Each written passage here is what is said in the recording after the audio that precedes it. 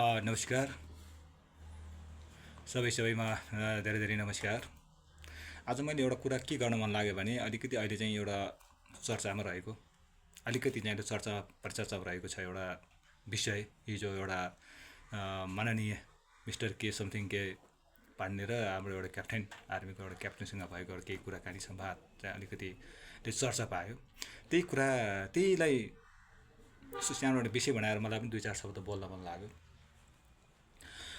त्यो पर्खाल भत्काउने क्रममा त ठिक थियो, त्यो किनभने जनताको माग थियो होला, त्यो बाटो ठुलो बनाउने अथवा के बनाउने थियो होला, त्यो स्वाभाविक कुरा हो। त्यो भत्किनु पर्थ्यो, अब जनताको लागि त्यो ठुलो कुरा भएन। तर जुन त्यो एउटा प्रक्रिया छ नि, राजनाथले गर्ने प्रक्रिया अलिकति मान्ने भएन भन्ने कुरा हो। किनभने त्यो एउटा आर्मी अब वर्षौँदेखि पहिले घेरेको, अहिले घेरेको पनि होइन, कुनै व्यक्तिले घेरे पनि होइन। के भने त्यो वर्षौँदेखि एउटा संस्थाले त्यहाँ लगाएको पर्खाल भत्काउनु पर्ने चाहिँ जरुरी भएछ र उहाँलाई डोजर लगेर गएर त्यो आफ्नो चाहिँ कारबाही पनि गर्नुभयो, गरिसक्नु पनि भयो। त्यो के थियो भने एउटा संस्थाको थियो, कुनै व्यक्तिले लगाएको पर्खाल पनि होइन, सरकारकै हो त्यो पनि, जहाँ आर्मी बसेको थियो, सुरक्षाको लागि बसेको एउटा संस्था थियो, आर्मी थियो। र खास राजनाथ पाण्डेले आर्मी हेडक्वार्टरमा प्रधान सेनामासित संवाद गरेर ल यो त्यहाँ यस्तो यस्तो गर्नु पऱ्यो, यस्तो यस्तो जनताको माग हो, यो भएर यति चाहिँ छोड्नु पऱ्यो, त्यो भड्काउनु पर्ने भनेको भए सायद त्यो पर्खाल आफैले नै भत्काउनुहुन्थ्यो होला। त्यो भड्काउनुभन्दा अगाडि के हुन्थ्यो भने भित्र पनि उहाँले के एउटा सेफ्टी राखेर वाल राखेर भत्काउनुहुन्थ्यो र भत्किन्थ्यो पनि। र उहाँ क्याप्टेनले पनि त्यही भनिरहनु भएको थियो, मैले के अगाडि के जानकारी गर्नुपर्छ, उहाँको पनि एउटा कर्तव्य थियो होला, त्यो एउटा ड्युटी हो मेरोभन्दा के अब मान्छे होला, मैले पनि जानकारी गर्नुपर्छ भने उहाँले बरु रिक्वेस्ट गर्नुभएको थियो। सेक्युरिटीको कुराहरू हुन्छ, एउटा सेफ्टीको कुराहरू हुन्छ, उहाँले भनिरहनु भएको थियो, भित्र के वालको कुराहरू हुन्छ, त्यसपछि हामी भत्काउँछौँ, यस्तो यस्तो हुन्छ भन्ने कुरा गर्नुभएको थियो। तर उहाँले चाहिँ कुरा नसुनेर राजनाथ पाण्डेले यस्तो दम्म देखाउनु भयो, अब यति घमण्ड गर्नुभयो, अब त्यो सीमा नै छैन क्या। यो भिडियो हेर्ने जो कोहीलाई पनि फिटिकै मन पर्दैन, उहाँको त्यो चाहिँ व्यवहार छ नि, त्यो फिटिकै मन परेको छैन, मन पर्दैन, त्यो गर्ने तरिकै होइन क्या, त्यो अलिक त्यो भएन।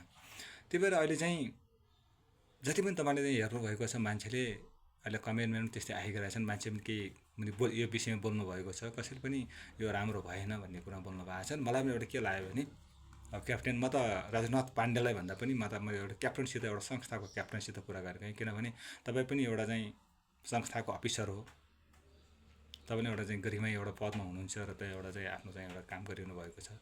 तपाईँ नि भोलि यो देशको चाहिँ लिड गर्ने प्रधान सेनापतिको लाइनको मान्छे हो होइन।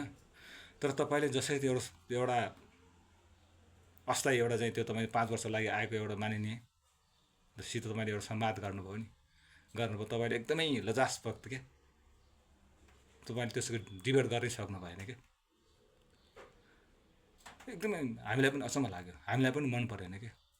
तपाईँ त क्याप्टेन हो, यस्तो हुनुपर्थ्यो कि यस्तो तपाईँसँग त्यति बिन्ती गर्दा त्यति उयो गर्दा पनि उहाँले तपाईँले चाहिँ एउटा माथि एउटा मान्छेलाई चाहिँ एउटा कुरा गर्छु, खबर गर्छु भने एउटा समय नदिने मान्छेसित तपाईँले बोल्दाखेरि चाहिँ तपाईँले के गर्नु पर्थ्यो भने 2-4 जना सोल्जर साथीहरू बोलाएर भित्र लगेर गोदेर पठाउनु पर्थ्यो क्या। मजाले सबै सिकाउनु पर्थ्यो, माथि भित्र लगेर बन्द कोठामा राखेर चुटेर पठाउनु पर्ने थियो। क्याप्टन साहब त गर्नु भएन, you are not a capable this position क्या। हामीलाई त्यस्तो लाग्यो क्या, तपाईँ त एउटा चाहिँ क्याप्टेनको क्यापेबलको मान्छे रहन्छ, त्यतिसम्म गर्नु पर्थ्यो क्या। एउटा संस्थाको बेइज्जत गरिरहेको छ क्या उसले। आर्मी भने त केही पनि होइन, आर्मी त हामीले खेलाउने हो। एउटा सांसदको एउटा चाहिँ त्यो राजनाथ पाण्डेको अन्डरमा भए जस्तो गरेर तपाईँको चाहिँ एउटा संस्था, एउटा आर्मी संस्थालाई उसले यति अपहेलना गरेको, अपमानित गर्यो क्या। त्यो हामीलाई पनि मन परेन क्या, हामीलाई चित्त दुख्यो क्या। तपाईँलाई त दुखेन, आर्मीलाई दुखेन थाहा हुने, तर हामी जनतालाई नै दुख्यो क्या। तपाईँप्रति गरेको उसले व्यवहार छ नि, त्यो हामीलाई साह्रै चित्त दुख्यो। तर त्यही एउटा तपाईँ चाहिँ क्याप्टेन, त्यो संस्थामा एउटा हुने लायकको क्याप्टेन नरहेछ भन्ने लाग्यो तपाईँले। त्यति चाहिँ देखाउनु पर्थ्यो क्या। झ्याप समातेर भित्र लगेर गोदेर चुटेर पठाउनु पर्थ्यो, अनि पछि के हुन्थ्यो, जेसुकै हुन्थ्यो। तर तपाईँले त्यो गर्नु भएन, हामीलाई दुःख लाग्यो। ल, धन्यवाद।